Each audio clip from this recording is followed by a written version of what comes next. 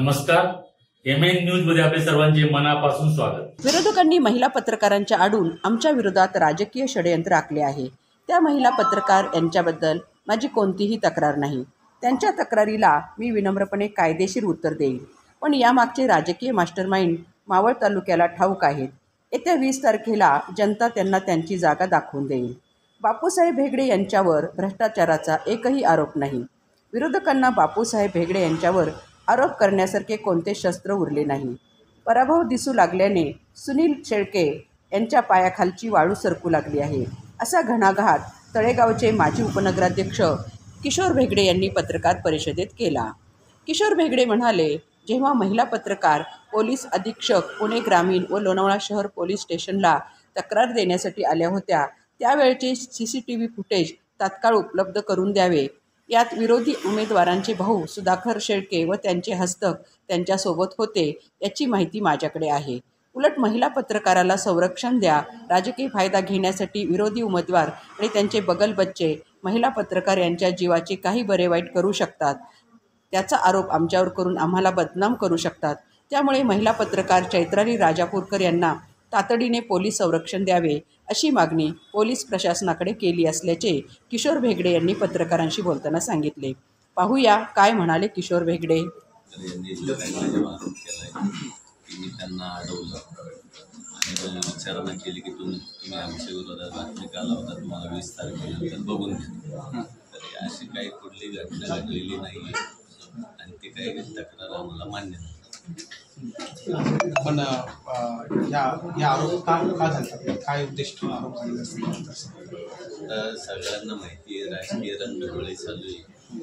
बापूसाहेबांना मिळणारा प्रतिसाद पाहता आणि विरोधी पक्षाला आमच्याविषयी आरोप करण्यामध्ये कुठलाही त्या ठिकाणी तांत्रिक मुद्दा नाही, म्हणून या अशा षडयंत्रात आम्हाला गुंतवून आमची बदनामी करायची हा एकच फंडा याच्यामध्ये दिसतोय. आणखी एक प्रश्न असा आहे की मगाशी बोलताना तुम्ही बोलले की संबंधित महिला पत्रकार आहे, पोलीस प्रोटेक्शन देण्याची गरज आहे. काय वाटतं? आता मला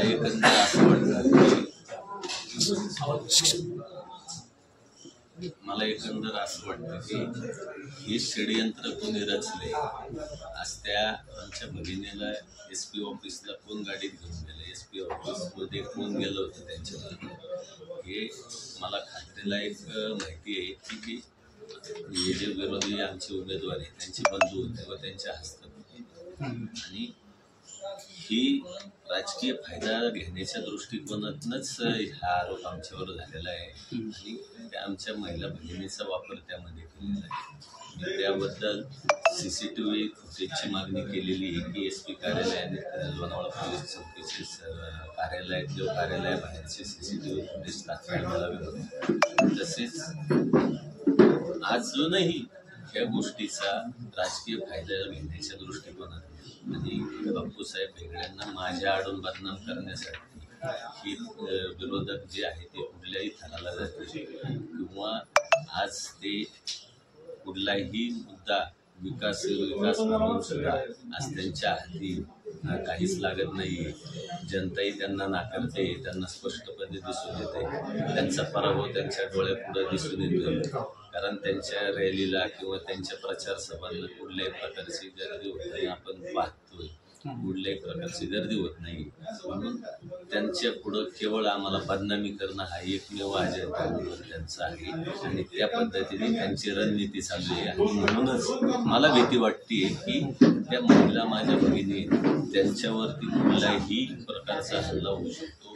त्यांनी स्वतःची काळजी घ्यावी आणि पोलीस प्रशासनानेही त्यांना संरक्षण द्यावे, एवढी मी विनंती पोलीस प्रशासनाला केली.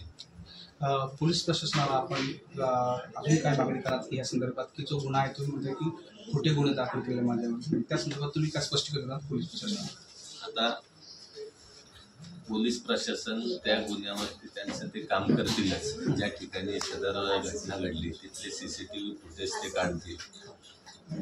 शिवाय माझ्याबरोबर शिवसेनेचे काही कार्यकर्ते त्या दिवशी होते, नेते मंडळी होते, महिला भगिनी होत्या.